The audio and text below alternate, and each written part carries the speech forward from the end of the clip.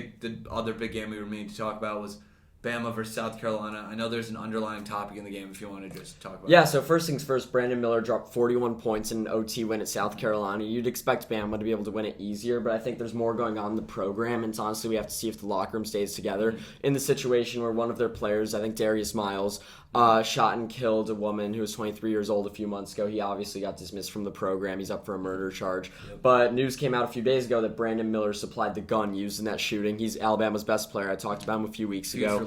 I said I think he's the best player in college basketball prospect-wise for the NBA. And all this controversies around him, people are starting to think Nate Oates, Alabama's head coach, might have tried to cover it up, or at least he said he was in the wrong place at the wrong time. He went on to say those comments were kind of he misspoke. Yeah.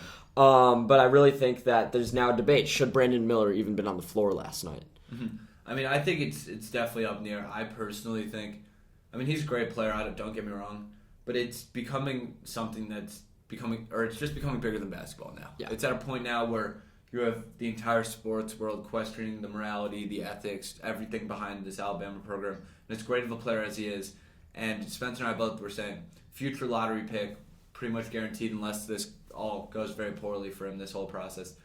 I don't think he should be on the floor, personally. Well, I think no matter what, he's going to be a lottery pick because legally in the state of Alabama, just supplying someone a gun is not illegal. And although there might be morality issues around it, I think he'll still be drafted. But I think despite Alabama not conducting their own investigation, they're just following along with the state investigation, even though they know all the information, and even though it's not illegal in the state of Alabama, I still think when one of your players is involved in that big of a thing, you have to consider dismissing them, let alone letting them play. So I don't think he should be dismissed quite yet. I think they should wait because the more information that comes out, the more we see. But I think they shouldn't have had him on the floor last night, even though it would have meant they lost. This is obviously much bigger than wins and losses. As I said, I feel like people have gotten punished a lot more for things that were a lot less. Yeah, so now every game is like looking at how's the team stay together, is Brandon Miller on the floor, how do the fans treat him, and how does he play. He did still put up 41 points now. No, career game for sure. Saturday he's going to be playing at home against Arkansas, so that's going to be interesting to see how that goes down, if he's even playing. So I think the media could stir this up and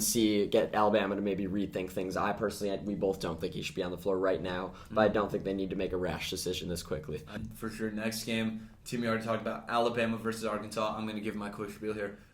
Arkansas all year has always had they've had some highs, some lows.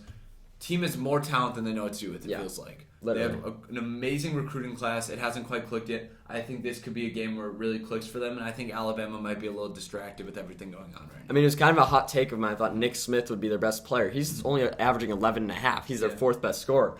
I love Wu Pig as much as the next guy. I tried to pick him in an upset at Bama in college football this year. Realistically, I won't pick that again. I think if Alabama plays like they did against South Carolina, they'll lose. And I think if Brandon Miller doesn't play, they'll lose.